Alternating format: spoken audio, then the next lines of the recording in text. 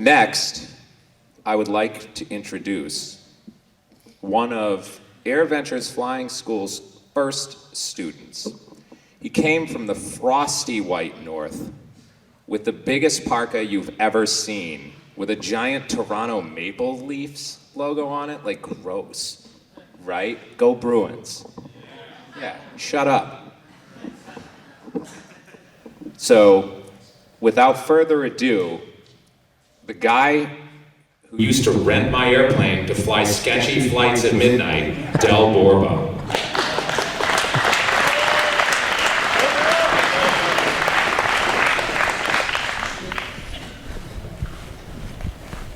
Sketchy flights, eh? Hey guys, how's everyone doing tonight?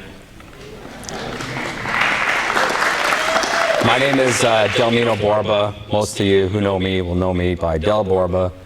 And there's a handful of you that probably know me by Dictor, which is a name that I acquired on an epic AirVentures trip to Oshkosh in 2014. There's, I think, 6 of us, we went, and a lot of sketchy flights and landing in weird places and using crew cars, doing weird things and trying to get little kids into bars that they probably shouldn't be getting into, but that's a whole other story. Well, Doug asked me to give him a quick speech about how, in his words, a silly Canadian who didn't go to college or anything ended up in the right seat of a Boeing 737. I'll start out, as you know, by what he said. I'm from Canada and didn't like school, so I worked in a car factory up there and was making pretty good money straight out of high school. I was seeing my friends go to high school and they're all getting degrees and nobody was doing what they went to school for. So it was discouraging me, and so I worked, and the plant I worked for shut its doors. And up in Canada, if you go back to school for something, they give you up to $10,000 that you don't have to pay back if you go back to school. And I was like, let's see if they pay for a private license or something. I applied, and sure enough, they approved the whole $10,000. I was like, great. So I went, got my private, and thought, whoa, this is cool. I want to keep adding on to it. So I added instrument rating. I had in Canada, you need a night rating to fly at night. I had a night rating. I added all these things, and before I knew it, I had, my buddies used to use me to pick up girls at the bars saying I was their personal pilot. I'd fly them out to Toronto Island, go get dinner, and they paid for the time, and before I knew it, I had 250 hours, and sure, why not get a commercial license, and that's what I did. Then I met my wife and decided, hey, aviation's bigger in the US, let's move to Rhode Island. So I came here and went to a few local flight schools and looked at the logbooks. I was thinking of getting an instructor rating down here, and they weren't flying a whole lot. So I was like, boy, it's going to take me forever to get to 1,500 hours. So I got a little discouraged and instead worked for an ambulance company, a local ambulance company, and did that for about 5 years. And one night I was reading a magazine, and it said that Transport Canada and the FAA had signed an agreement where you can get a commercial license based on your foreign certificate, and all you have to do is a 70-question written test. So studied for that, got it, got my U.S. commercial license, which, by the way, if anybody wants a Transport Canada license, all you gotta do is go up there and do the 70-question test, and you get a Canadian commercial. So I did that, and then I was thinking, well, now what? And I was talking to my wife, and I didn't like my job at the ambulance company, and I was just like, you know, I need time. I had about 250 hours at the time, so I bought 210 hours in a Seminole and just flew back and forth cross country. This is about 2011, I think it was. And then when that was done, I was like, well, now what? I lacked that guidance. I didn't have the guidance to tell me where to go next. So I went to a couple of flight schools, local flight schools, and everybody's kind of like looking at me like, you already have licenses. So they really weren't giving me the time of day. And I thought, oh boy, what am I going to do? So then comes AirVentures, and I walk in.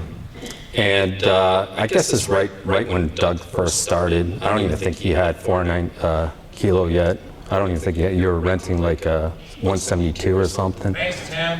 Yeah, Tim, that's whose plane it was.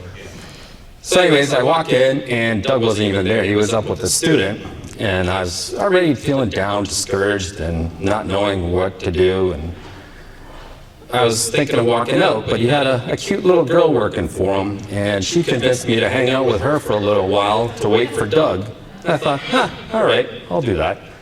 So I hung out with her, and I was talking to her a little bit. She didn't know a whole lot about what was going on, and then, keeping me discouraged again, but I decided to hang out and wait for Doug, and thank God I did. It was the best decision I ever made in my life.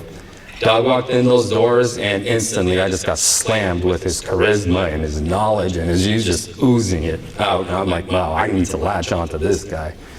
And we became friends, and like he said, I rented his plane quite a bit and flew around, and started hanging out at AirVentures. And you don't really realize, just by hanging out in that little office over there, with all these great New England aviators walking through, hanging out, everybody loves hanging out there, the amount of information you soak in. I've been to many flight schools, and the best lessons I've ever learned were in that office on how to get to where I am today.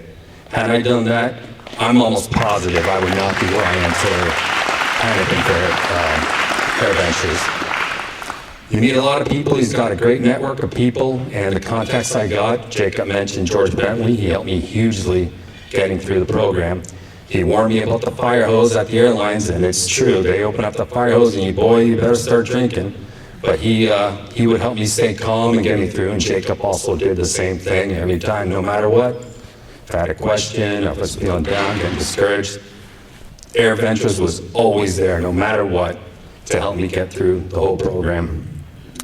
Like I said, just hanging out there, it's unbelievable what you can soak in, and you don't even realize you're learning it. You don't even realize it, and your sponge is just soaking everything in. I got 2 little boys, and they both say they want to be pilots, and I cannot wait for them to start at AirVentures, because I know that's their quickest path. It's what paved my path and made it clear for me to get to where I am today. Thank you.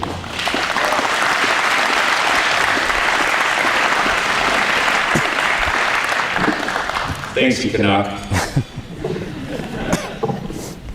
I paid him to say all of those nice things, just so you know.